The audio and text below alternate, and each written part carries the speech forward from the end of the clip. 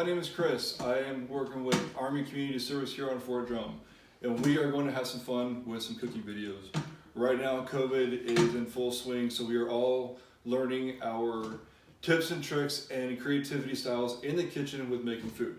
So one of the biggest bases to food that people use, especially for a good chicken noodle soup, for example, is a good chicken broth. So here we have everything that we're going to need for a basic chicken broth. Now, as you see, I'm using Instant Pot because this is what we have in our kitchen. If you don't have Instant Pot, that's fine. I will also briefly explain to you on what to use for a large pan and how to do that. So to start off, we have our chicken. You'll notice the chicken is frozen. It's okay because when it goes in Instant Pot, this device comes to heat so quickly. Frozen chicken does not make a difference. This will only make a difference if you're using a pan on the stove. So we got our chicken. We have our bowl with 1 full onion, 5 garlic cloves, and 4 or 5 bay leaves. These are all for flavor. Once you get everything in the Instant Pot, I'm going to add the water. The water is only going to the level that will cover the food in your device, Instant Pot or the pan. You only pour enough to cover the food, and once the items inside are covered, that's all the water you need. Don't go over that. And then we'll add a little bit of apple cider vinegar, a little bit of dill, and we'll put the top back on, we'll seal it, and we'll go from there. So the very first thing, this is the basket you're going to need. It comes with the Instant Pot. First thing you go in, basket goes in the Instant Pot. 2 pieces of chicken, followed by the onion. And take all the stuff here. There's no really polite way to do it. Just dump this stuff in. It's going to get around. All right, now, you can't see too well, but I will pour the water in here until the ingredients in the Instant Pot are covered. And then I will add the apple cider vinegar, a little bit of our dill. We'll close the lid and we will pressure cook. Now, if you notice, I'm not measuring the apple cider vinegar. We're going to do a couple splashes and go from there.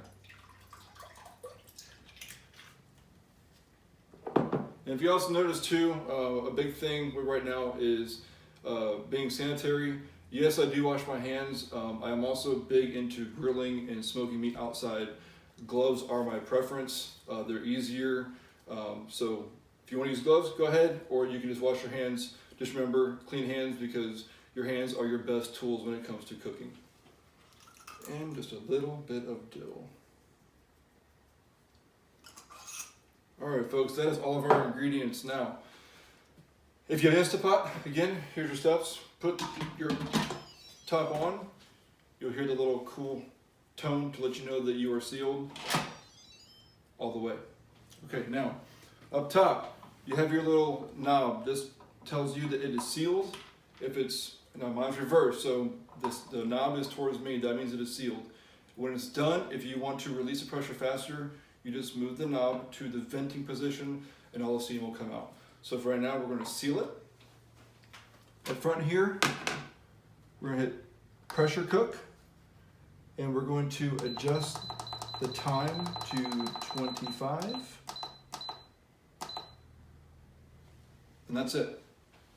We'll let it sit, and once it's done, we will show you the finished product. Stay tuned. All right, welcome back everybody. So the broth is now done. Now, as promised in the first video, not everybody's gonna have access to the Instant Pot or have an Instant Pot. That's fine. You can still use the same size pan or pot as you see here for the stove.